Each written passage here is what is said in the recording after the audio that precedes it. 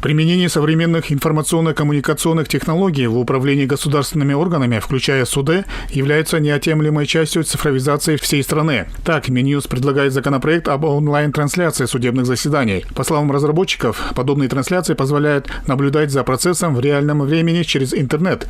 Это обеспечивает прозрачность и открытость судебного процесса. В Кабинете министров рассматривается уже новый законопроект о том, чтобы очень так резко цифровизовать судопроизводство, а именно ввести онлайн-процессы, усилить акцент на аудио- и видеозапись всех судебных заседаний, на то, чтобы были альтернативы в форме залога, к примеру. На практике больше использовались как альтернатива заключению под стражу. Этот новый законопроект большой по цифровизации, он очень важен. Он рассматривается в Кабинете министров, как я сказал, соответствующим госорганам они были представлены. Надо отдельно сказать, что Верховный суд Кыргызской Республики поддержал данный законопроект, для нас это очень важно, судебный департамент. Представители судебной власти отметили, что автоматизация и информатизация деятельности судов на основе передовых технологий и международного опыта способствует повышению эффективности правовой политики, конкурентоспособности государства и улучшит доверие населения к судам и исполнительной ветви власти. На сегодняшний день со стороны судебного департамента было принято ряд решений разработки собственных систем.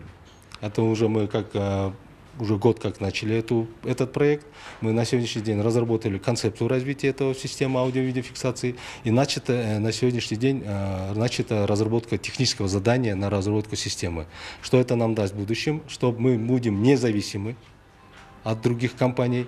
Это будет решение, система будет разработана собственными средствами, собственными разработчиками, именно, так скажем, нашими местными разработчиками.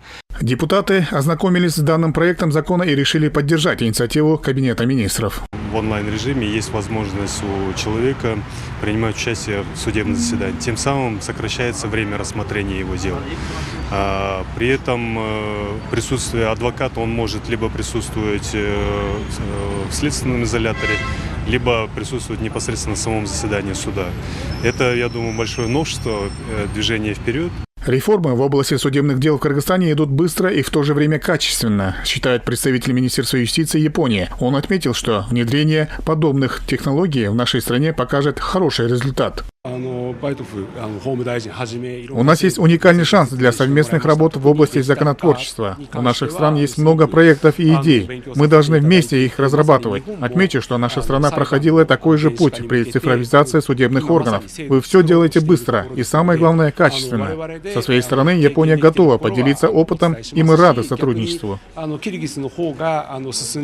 Законопроект также предлагает усилить норму обязательного использования аудио- и видеофиксации при проведении судебных разбирательств. Отметим, что все данные записи будут храниться в специальном сервере от 3 до 10 лет, в зависимости от тяжести дела. Эрмек Кулинкеев, Мирлан Джанабеков, ЛТР Бишкек.